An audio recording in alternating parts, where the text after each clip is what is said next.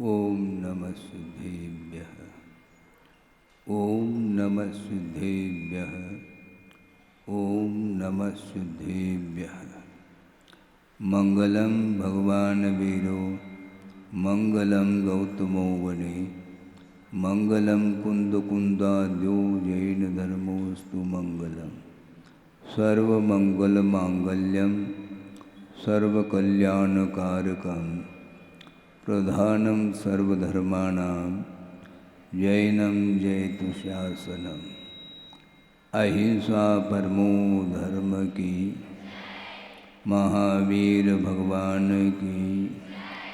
प्रातः स्मरणीय परम पूजाचार्य गुरुवर श्री विद्यासागर जी मुनि महाराज की जय।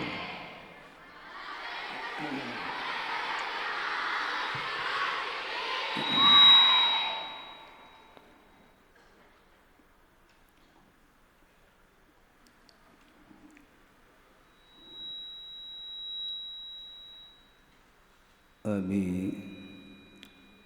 कुछ ही समय पूर्व तत्व चर्चा चल रही थी और उसमें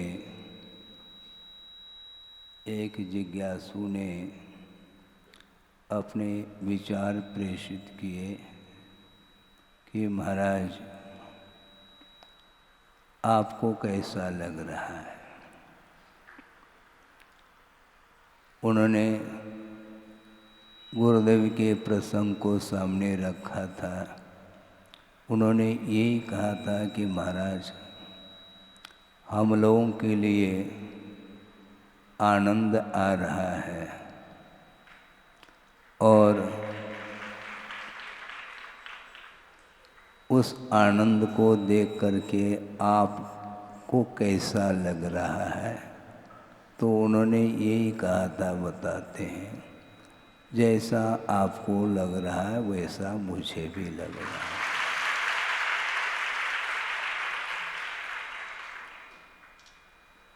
ये स्पष्ट है वातावरण, धार्मिक वातावरण का प्रभाव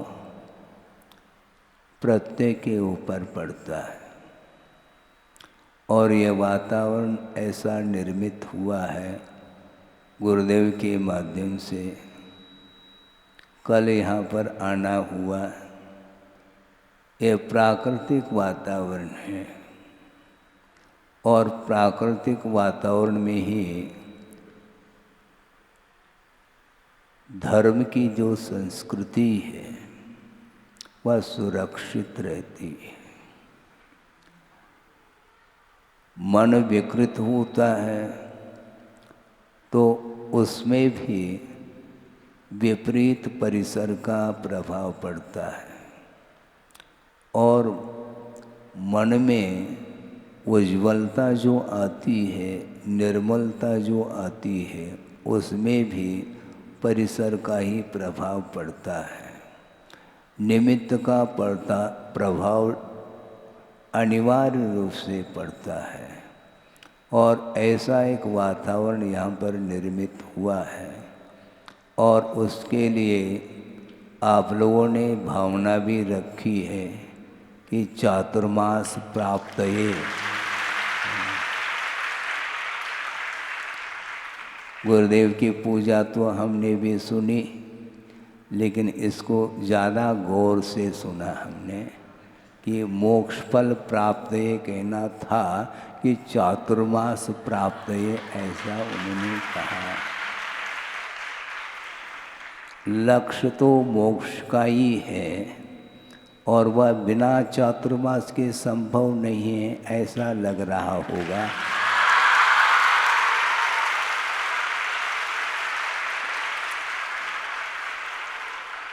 लेकिन चातुर्मास का अर्थ क्या होता है, इसको भी हमें समझना है। ये बहुत अच्छा एक उपवन का निर्माण हुआ है यहाँ पर, क्योंकि वन के समीप है, इसलिए इसको हम उपवन मान करके चल रहे हैं। बगीचे में कोई भी व्यक्ति आता है तो ऑटोमेटिक अनायास ही उसका मन लग जाता है। आप लोगों का मन लग रहा है क्या? नहीं? हाँ, उपवन में मन लगता है, ये ध्यान रखो। उपवन को छोड़ करके आप लोगों को अन्यत्र नहीं जाना चाहिए। और उपवन में आप रहते हैं तो मन भी उपवन में ही रहना चाहिए। हाँ, हम कहीं भी रहें ये अलग वस्तु, किंतु गुरुदेव ने उपवन का निर्माण किया है, वह पवित्रतम स्थान है। उस स्थान पर आने पर हमारा भी मन लग रहा है।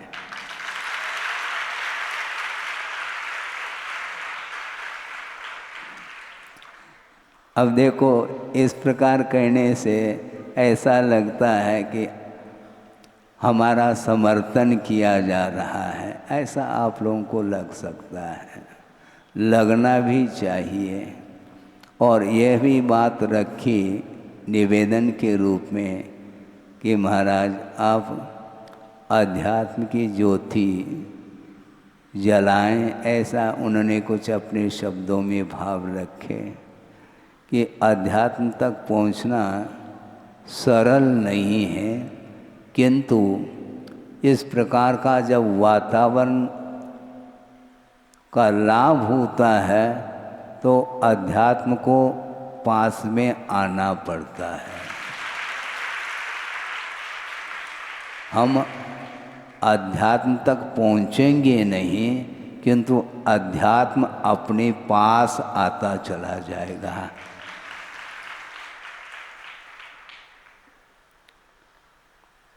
बहुत निमित्त का प्रभाव कुछ भी नहीं पड़ता, इस प्रकार कई लोगों की धारणा हो सकती है, आप लोगों की नहीं। कुछ ऐसे भी स्वाध्यायशील व्यक्ति होते होंगे जिनकी धारणा कि एक द्रव्य दूसरे द्रव्य के ऊपर कोई भी प्रभाव नहीं डालता, ये स्वयं अपने उपादान के माध्यम से कार्य संपादित होता है। इस प्रकार की कुछ धारणाएं बनती हैं, वो अलग वस्तु है। किंतु आगम का सही सही अवलोकन करने से यह फलित अर्थ निकलता है, यह निष्कर्ष निकलता है, चाहे वह लौकिक क्षेत्र संबंधी कार्य हो, चाहे परमार्थ संबंधी कार्य हो, प्रत्येक कार्य को संपादित करने के लिए निमित्त का आलम्बन लिया जाता है और योग्यता भीतर रहती है, वह निमित्त के माध्यम से उद्घाटित होती है, ऐसा आगमकारों का कहना है। इसलिए बहुत ही अच्छा यहाँ पर प्राकृतिक वातावरण देखने को मिल रहा है। यहाँ पर कोलाहल नहीं है। और आप लोग जब कोई भी स्तुति आदि करते हैं उस समय मुझे कोलाहल जैसा महसूस नहीं होता। अब देखो, ताली भी बज रही है लेकिन कोलाहल जैसा मुझे नहीं लग रहा है।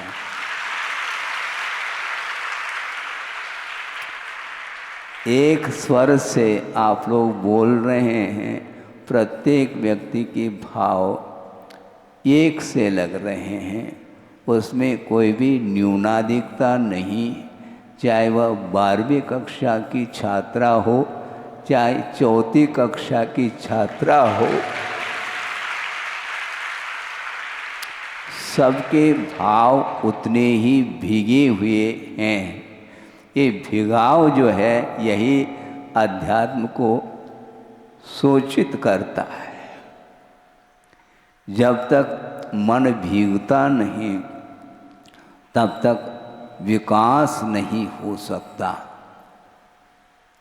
हमने सुना था किसी के मुख से कि मूसलाधार वर्षा हो गई किंतु एक कटोरा भी भर नहीं पाया। तो हमने सोचा इसमें कोई न कोई रहस्य है। रहस्य यह था कि उस कटोरे को उल्टा रखा था, लेकिन ये सारे सारे कटोरे सीधे हैं। इसलिए पूरा का पूरा वो कटोरा भर रहा है, बल्कि ओवर हो रहा है।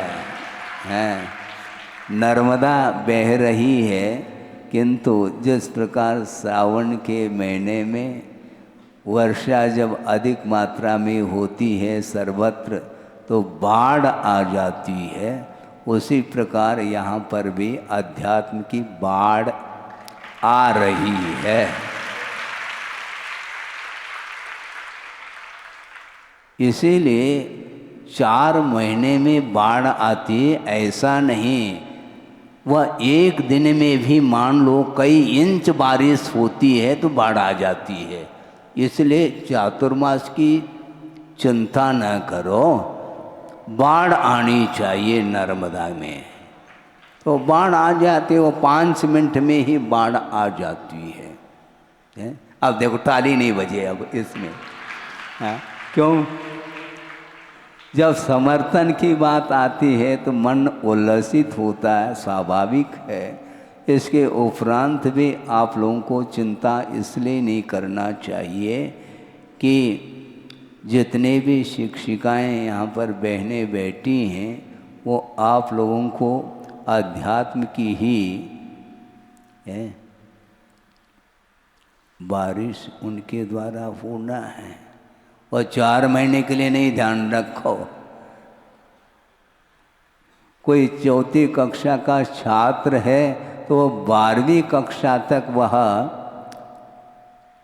निरंतर इस अमृत का पान करता रहेगा।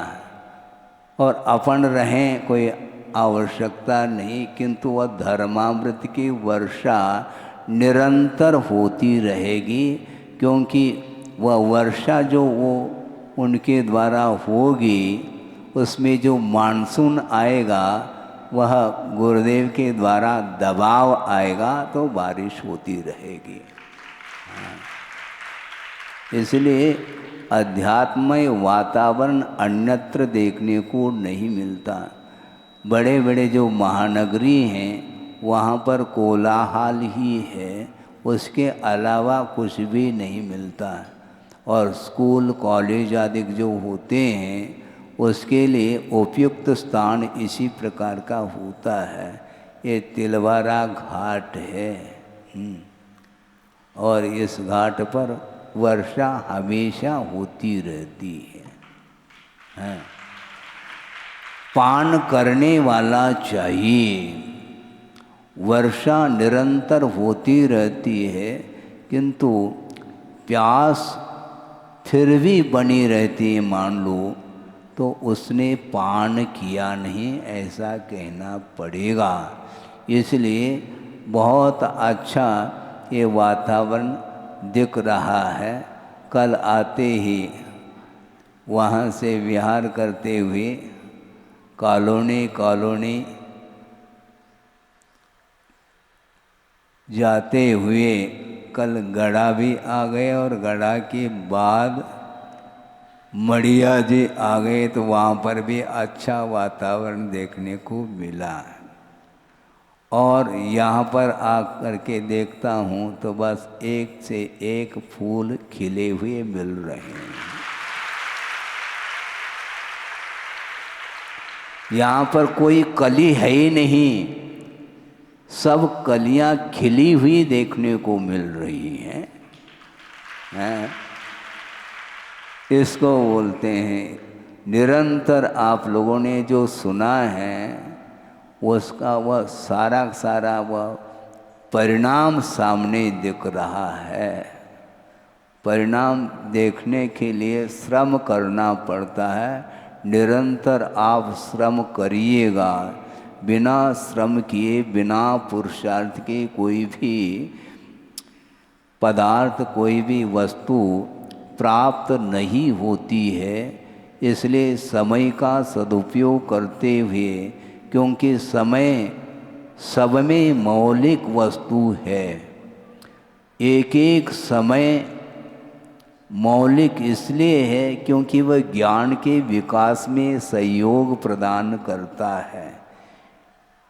काल भी एक वस्तु है, वह भी आपके विकास में सहयोग प्रदान कर रहा है, क्योंकि समय का अपव्यय नहीं करते हुए निरंतर विद्या हासिल करने में जिसका उपयोग लगा हुआ है, जिसका मन लगा हुआ है, निश्चित रूप से उसका परिणाम कैसा निकलेगा? 100% परिणाम निकलेगा। हैं? उसमें परसेंटेज क्या है? पूरा का पूरा है 100%। कि किसका परिणाम है? यह श्रम का परिणाम है। चौथी कक्षा का वह छात्र हो अथवा 12वीं कक्षा का, ये सारे छात्राएं निरंतर श्रम कर रही हैं और उसका परिणाम ऐसा निकलता है कि शिक्षिकाओं का मन भी आपसे भी ज़्यादा खिला हुआ हम देख पाएंगे और देख ही रहे हैं। ये सब पुरुषार्थ के अधीन हैं। निरंतर पुरुषार्थ करते रहेंगे तो मोक्ष भी दूर नहीं है। कई लोगों की धारणा होती है, हम लोगों की पहले धारणा ऐसी थी छोटे अवस्था में कि मोक्ष का अर्थ वहाँ पर कोई महल रहता होगा, वहाँ पर जा कर के अनंत काल के लिए हवादार महल जिसको बोलते हैं हवा महल, वहाँ पर जा कर के बैठना होता होगा। किंतु ऐसा कुछ भी नहीं है। मोक्ष का अर्थ जो अज्ञान के माध्यम से जो निरंतर कर्म का बंद होता रहता है, उस कर्म के बंद के माध्यम से आत्मा बंधन का अनुभव करती है।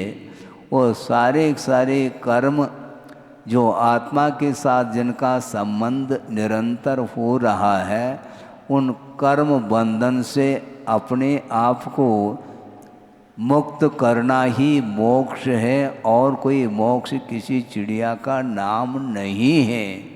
इसलिए आप लोगों के लिए जो विद्या अध्ययन करने के लिए ये जो शिक्षिकाएं श्रम कर रही हैं, उसके माध्यम से अपने को मात्र लौकिक शिक्षा ही नहीं मिल रही, किंतु लौकिक शिक्षा तो एक निमित्त है। लक्ष्य तो किस शिक्षा को प्राप्त करना है? धार्मिक संस्कार को प्राप्त करने के लिए ही आप लोगों का यहाँ पर आना हुआ है। क्योंकि दुनिया में बहुत सारे यूनिवर्सिटी, कॉलेज, स्कूल आदि हो सकते हैं और फुल फैसिलिटी भी मिल सकती है, उससे कोई प्रयोजन सिद्ध नहीं होता, क्योंकि वहाँ पर कोई भी धार्मिक संस्कार नहीं मिल रहे हैं। और पाश्चात्य संस्कृति के कारण वो सारा उन छात्राओं का जो पतन हो रहा है, वह धार्मिक संस्कार के अभाव के कारण ही पतन हो रहा है। नैतिक जो पतन हो रहा है, मर्यादाएं जो लांघ रहे हैं, उसमें एक ही कारण है कि विलासता के कारण ही मन हमेशा विक्षिप्त रहता है, विकृत रहता है। अपने मन को विकृत नहीं बनाना चाहो तो इसी प्रकार के वातावरण में आपको रहना पड़ेगा।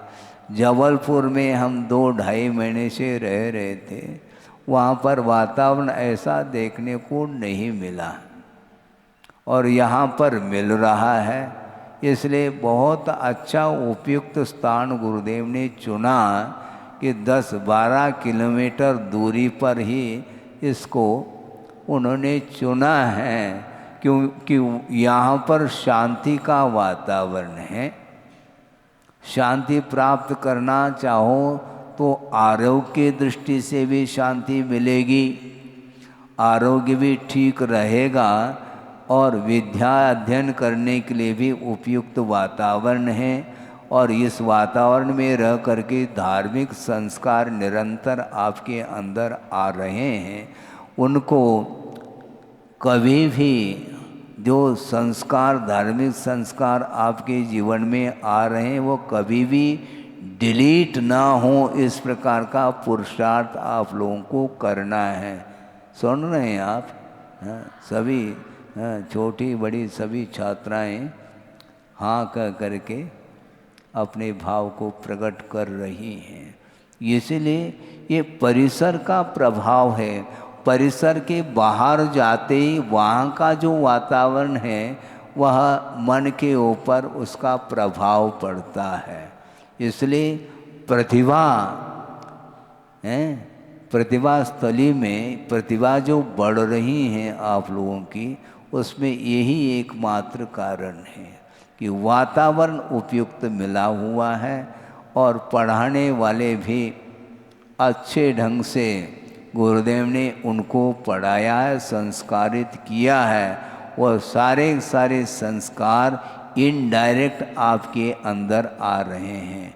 डायरेक्ट और इनडायरेक्ट में कोई अंतर नहीं हुआ करता, ये भी आप लोगों को समझ में आना चाहिए। हालांकि गुरुदेव यहाँ पर नहीं है, व्यवहार की अपेक्षा से कहा जा सकता है, कहने में आता ही है, किंतु जिस व्यक्ति के हृदय में गुरुदेव विराजमान हैं तो कहीं अन्यत्र गए नहीं हैं। यह समर्पण का एक आस्था का विषय बनता है। और निकट भी हो मान लो गुरु, किंतु गुरु निकट होते हुए भी उनकी आज्ञा का पालन करने का भाव जिसके अंदर नहीं रहता, वह बहुत दूर है गुरु से और प्रभु से। गुरु और प्रभु को निकट में बिठाना चाहेंगे तो मात्र भावों की निर्मल सरिता में अवगाहन करने आया हूँ अथवा आई हूँ। बात एक ही और क्या, ये होना चाहिए। भावों में यदि निर्मलता है तो वस्तु गुरु दूर है ही नहीं। कहीं भी गुरु रहें किंतु आत्मसात होना चाहिए। उनके जो वचन हैं, गुरु वयनम, इस प्रकार कुंद कुंद स्वामी का कहना है। शास्त्र का अध्ययन अलग वस्तु, शास्त्र का अध्ययन करके काफ़ी उसने आगम को प्राप्त कर सकता है, इसके उपरांत भी गुरु वचन इससे कोई भिन्न उपकरण है, ऐसा उन्होंने कहा है। क्योंकि गुरु के पास जो अनुभव होता है वह शिष्य के पास अनुभव नहीं आ सकता है। प्रत्येक शिष्य के पास भी वह अनुभव आ जाए फिर गुरु और शिष्य में कोई अंतर दिखाई नहीं पड़ेगा। इसलिए चाहे वह नवदीक्षित हो चाहे चिरदीक्षित हो, गुरु के वचन हमेशा स्मरण में ही नहीं आना चाहिए, बल्कि उसको अपने जीवन में उतारने का जो पुरुषार्थ करता है उसके माध्यम से ही वह आत्मिक विकास कर सकता है। और आत्मिक विकास के माध्यम से ही आत्मिक शांति भी मिलती है। शारीरिक शांति अलग है, मानसिक शांति अलग है और आत्मिक शांति अलग है। केवल मानसिक शांति की पूर्ति के लिए वह कहीं भी रह सकता है, किंतु उसको आत्मिक शांति संभव नहीं, क्योंकि आत्मिक शांति के लिए गुरु और शिष्य का संबंध अनन्य संबंध होता है। निरंतर गुरु की आज्ञा के पालन करने में जो लगा रहता है उसकी वृत्ति आप समझ सकते हैं, उसकी परीक्षा करने की कोई भी आवश्यकता नहीं पड़ती है। और गुरुदेव बार बार उन्होंने यही कहा, मैं स्वयं लगभग 50 साल से उनके सानिध्य में रह करके यही हमने पाया है। ज़्यादा मैं बोलता नहीं था और अभी भी नहीं बोलता हूँ, बोलना पड़ रहा है, क्योंकि आप लोग बुलवाते हैं तो बोलना तो पड़ेगा। आ करके बैठ गए तो माइक तो सामने रख देते हैं। चाहे बिजली गोल हो या बिजली हो, बोलना तो पड़ेगा।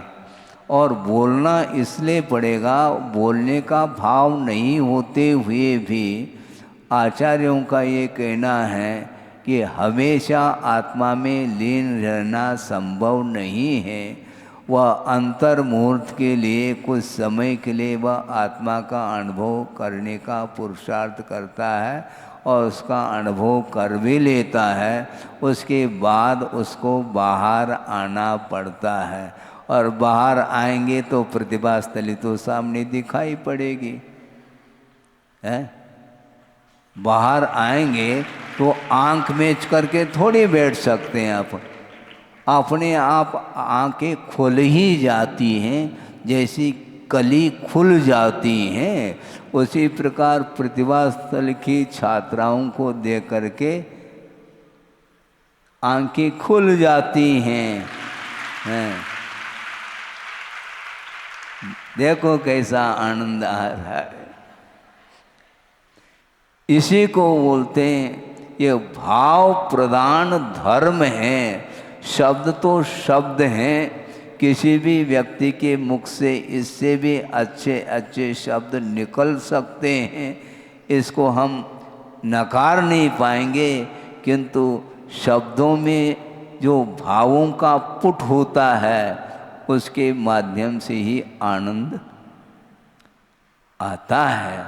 इसलिए जिनवाणी का आलम्बन लेकर के भले ही 4 शब्द बोलें, किंतु आत्मा को भिगोने के लिए वह कारण होना चाहिए। और गुरुदेव का भी बार बार यही कहना रहता है चतुर्विद संघ के लिए भी कि स्वाध्याय करो तो भीग करके स्वाध्याय करो, ऐसा उनका कहना रहता है। मैं सोचता था कि भीगने का अर्थ क्या होता है? पानी से भीगना होता है क्या? पानी से नहीं, किंतु जिनवाणी से भीगना है। प्रभु की वाणी और गुरु वाणी, इन दोनों की वाणी से अपने आप को भिगोने का पुरुषार्थ करो। और जिसका मन भीग गया है तो उसके लिए आनंद अब बाहर नहीं आएगा, केवल प्रतिभा स्थली में रह करके वह आनंद का अनुभव करता है। आप लोग बाहर से आए हो सतना से, किंतु सतना में जो आनंद नहीं आ रहा वो उससे भी बढ़ करके यहाँ पर आनंद देखने को मिल रहा है। केवल मैं प्रशंसा की दृष्टि से नहीं कह रहा हूँ, मैं भीग करके कह रहा हूँ।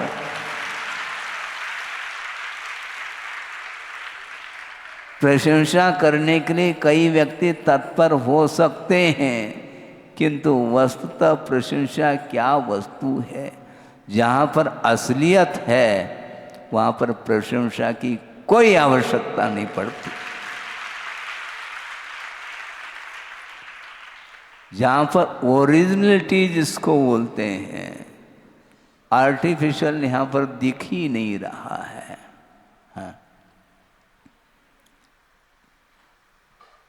एक व्यक्ति ने कहा, एक व्यक्ति को गुरुदेव के चरणों में जाना है और नारियल समर्पित करना है। तो गुरुदेव ने कहा बैठ जाओ, नारियल मत करो, वह रियल नहीं है। हाँ, वो ना रियल है, इसलिए श्रीफल समर्पित करो। हाँ, श्री का अर्थ क्या होता है? श्री का अर्थ लक्ष्मी हुआ करती है। हैं?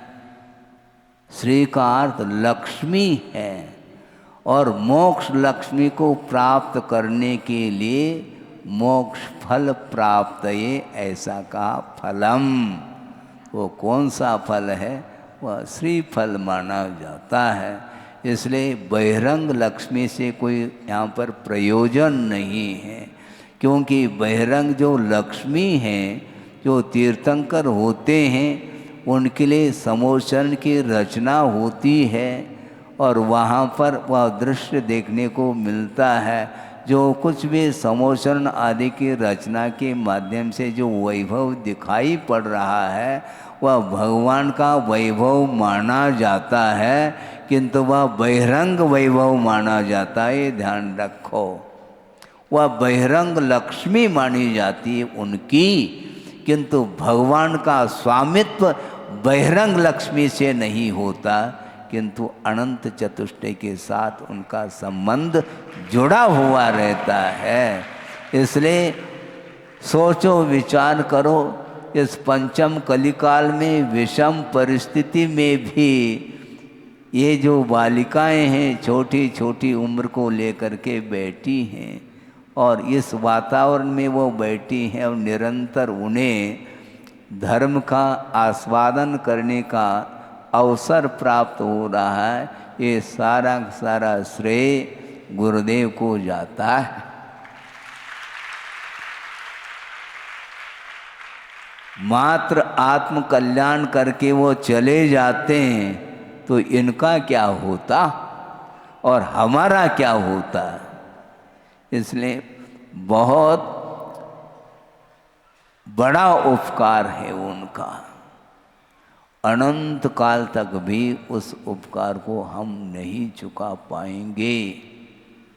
और निरपेक्ष भाव के साथ, निस्वार्थ भाव के साथ आत्म कल्याण करते हुए इन बालिकाओं के कल्याण की ओर भी उनकी दृष्टि गई और उन्होंने बहनों को पहला तैयार किया। फिर उन्होंने कहा कि इनको तैयार करो, ये बालिकाएं भी भविष्य में बहनें बन करके शिक्षण प्रशिक्षण करने के लिए तत्पर रहेगी।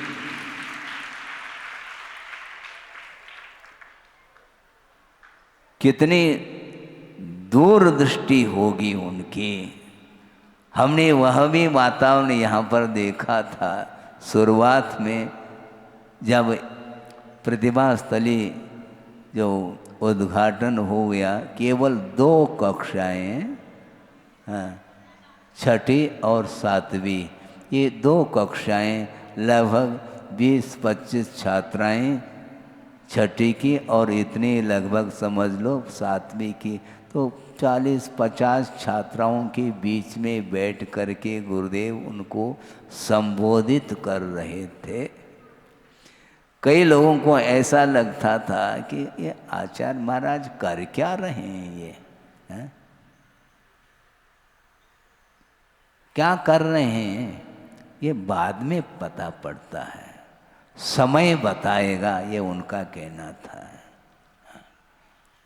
कल भी हमने वही बात कही थी, रिपीट नहीं कर रहा हूँ, समय आपका हो रहा है। विकास जो होता है वह शुरुआत में दिखाई नहीं पड़ता, क्योंकि वह बीज का वपन किया गया है, तत्काल वह बीज अंकुरित नहीं हो सकता, उसके लिए समय अपेक्षित है।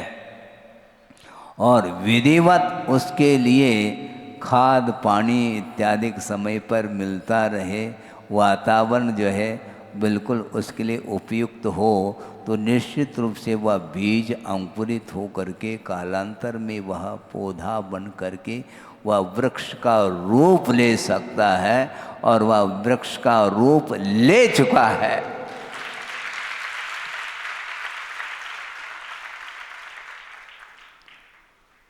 और ऐसा वृक्ष का रूप लिया है, अब उसके लिए कोई तुलना के लिए कोई भी है ही नहीं, अतुलनीय वह वृक्ष है, वह अनुपम वृक्ष है, कोई उपमा हम दे नहीं पाएंगे। तो ये सारा सारा पुरुषार्थ गुरुदेव ने किया, और वो गए हैं जरूर, किंतु जहाँ भी गए हैं उनके लिए वह ज्ञान का विषय बन रहा है। वो देख रहे हैं वृक्ष विशाल रूप और बढ़ता ही चला जा रहा है, बढ़ता ही चला जा रहा है। इस प्रकार आत्मिक विकास करने की दृष्टि से उन्होंने ये सारा श्रम किया है। और हम लोगों के लिए भी उन्होंने यही कहा कि इसी प्रकार तुम लोग भी निरंतर पुरुषार्थ करते रहोगे तो निश्चित रूप से आत्मिक शांति प्राप्त हो सकती है। आत्मिक शांति को ही उपलब्ध करने के लिए ये सारा का सारा श्रम किया जाता है। और कोई भी लौकिक वैभव सुख शांति को प्राप्त करने के लिए ये श्रम नहीं करना चाहिए, क्योंकि बिना श्रम के भी लौकिक संपदा मिल सकती है, किंतु अलौकिक संपदा को प्राप्त करने के लिए अध्यात्म की ओर कदम बढ़ाना पड़ता है। उसके बिना शांति उपलब्ध नहीं होगी। और एक बार यदि वह अलौकिक शांति मिलेगी तो अनंत काल के लिए वह शांति कभी भी समाप्त नहीं हो सकती, क्योंकि वह अविनश्वर सुख माना जाता है। अविनश्वर सुख को प्राप्त करने के लिए सारा का सारा परिश्रम है। ये सब कुछ साधना उसी को प्राप्त करने के लिए है। इसलिए प्रत्येक व्यक्ति का लक्ष्य मोक्ष प्राप्त करने के लिए हो और उसके माध्यम से ही अपने आत्म तत्व को स्वतंत्रता का अनुभव करने के लिए अवसर प्राप्त हो सकता है। अवसर सबके लिए प्राप्त हो, इस पवित्र भावना के साथ अहिंसा परमो धर्म की जय। बोधि समाधि परिणाम शुद्धि स्वात्मोपलब्धि शिव शोक सिद्धि चिंतामणिम चिंतित वस्तुदाने त्वां वंदमानस्य ममास्तु देवी। परम पूजाचार्य गुरुवर श्री विद्यासागर जी महाराज की जय।